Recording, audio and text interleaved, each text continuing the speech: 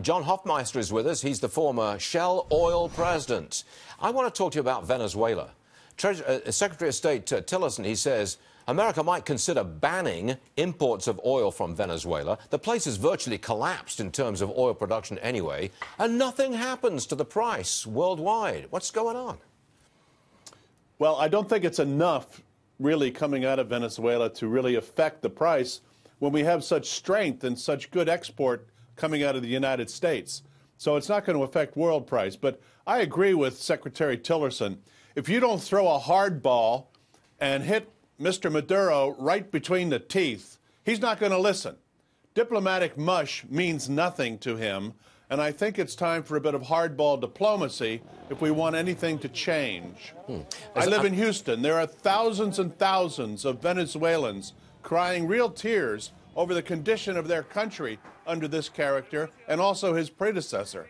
It doesn't have to be this way. Venezuela has the natural wealth to be a wonderful country where democracy could work and people could prosper, but these crooks are not letting that happen.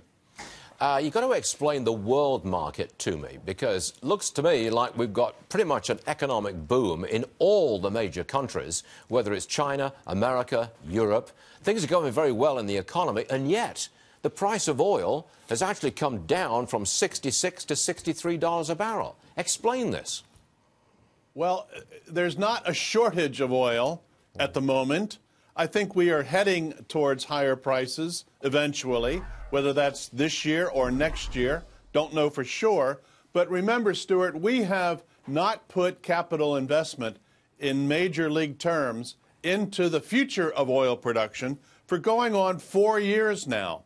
From 2014 until today, we have been cutting back on capital spending, and that will catch up with us. In 2017 and in 2016, the amount of newly discovered oil is the lowest it's been in 3 or 4 decades.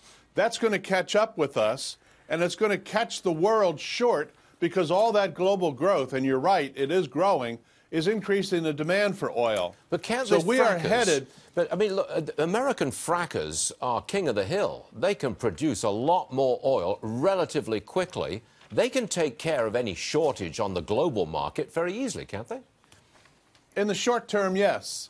But remember, the problem with fracking, and I'm a big fan of fracking, don't get me wrong, is that you have to keep drilling in order to keep production at higher levels. It's because the decline rate is so high in the shale formations. And so it's not a simple process. You've got to drill and drill and drill. And we know from the facts of the 2015-16 period, a lot of frackers didn't make any money. In fact, they were running negative cash. So you have to be real careful if you're in the fracking business not to run out of money. Okay, we understand. You still think that the price of oil will go up in the longer term, next year maybe, or the end of this year. Got it, John.